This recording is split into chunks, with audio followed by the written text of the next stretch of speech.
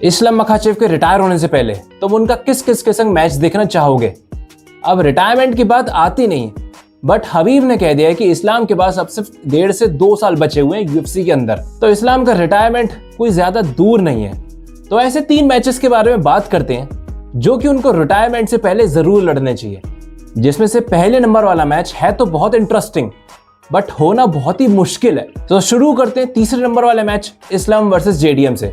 अब ये match almost confirm हो चुका है, सिर्फ यूएफसी की साइड से ऑफिशियल अनाउंसमेंट होना रह गया है। ये मैच मुझे लगता है कि इस्लाम के लिए बाकी मैचेस के मुकाबले थोड़ा सा डिफिकल्ट होने वाला है, क्योंकि वो पहली बार वेट बढ़ा के जाएंगे ऊपर वाले डिवीजन में लड़ने जेडीएम से। अब जेडीएम शुरुआत से ही 77 केजी वाले डिवीजन में खेल रहे हैं।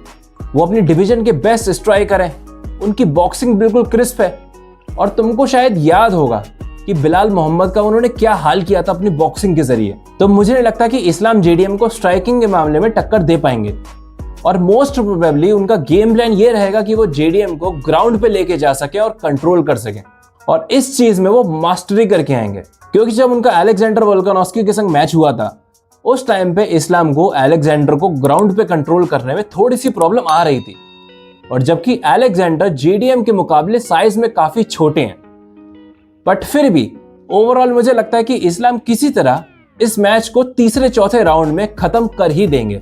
Moving on to second match, Islam versus Ilia टोपुरिया।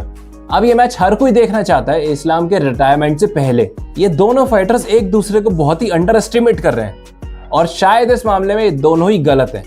क्यों? क्योंकि ये दोनों ही बहुत ही स्किल्ड फाइटर्स हैं, कोई भी कम नहीं है। ये मैच होते होते रह गया। अगर बिलाल मोहम्मद जेडीएम से हारे नहीं होते जून में, तो इस्लाम मखाचेव वेट बढ़ा के ऊपर नहीं गए होते और अपनी लाइट वेट टाइटल डिफेंड कर रहे होते इलिया टोपुरिया के अगेंस्ट। पर ठीक है, वहां नहीं तो यहां सही।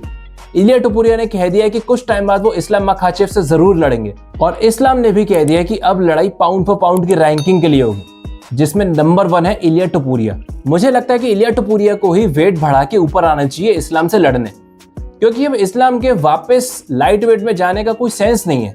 अब माना कि इस चीज से इलिया टोपुरिया को थोड़ा सा डिसएडवांटेज रहेगा, क्योंकि वो ऑलरेडी फ्लाईवेट के साइज के दिखते हैं, बट उनके पास नॉकआउट पावर है।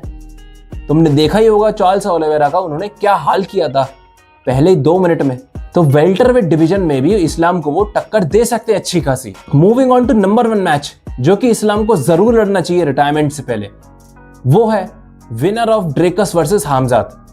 अब जब मैं ये वीडियो बना रहा हूं तब ये मैच हुआ नहीं है, बट एक चीज मैं जरूर कंफर्म कह सकता हूं कि इन दोनों में जो भी जीता होगा वो यूएफसी का वन ऑफ द बेस्ट कहलाएगा, और इस्लाम का इस फाइटर को हराना बनता है। अब चाहे वो इस्लाम वर्सेस ड्रेकस हो, चाहे वो इस्लाम वर्सेस हामजात हो।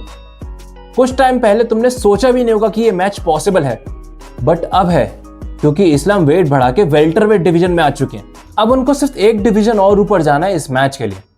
अब ये कहना आसान है बट करना बहुत मुश्किल, बट इम्पॉसिबल नहीं, क्योंकि ऑलरेडी ऐसे फाइटर्स रह चुके हैं जो कि 3 डिवीजन में लड़े हुए हैं, जिनमें से एक है कॉनर मैकग्रेगर।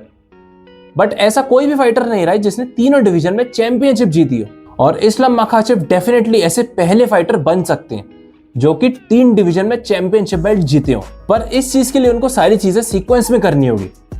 सबसे पहले उनको जेडीएम को हराना पड़ेगा, उसके बाद उनको 1-2 बार टाइटल डिफेंड करना पड़ेगा इलिया टोपुरिया या फिर किसी और के अगेंस्ट, उसके बाद उनको मिडिल वेट में जाना पड़ेगा, और यही करने में उनके 2 साल निकल जाएंगे। तुम मुझे बताओ, तुम्हारे हिसाब से इस्लाम मखाचेव को रिटायर होने से पहले कौन सा मैच जरूर लड़ना चाहिए?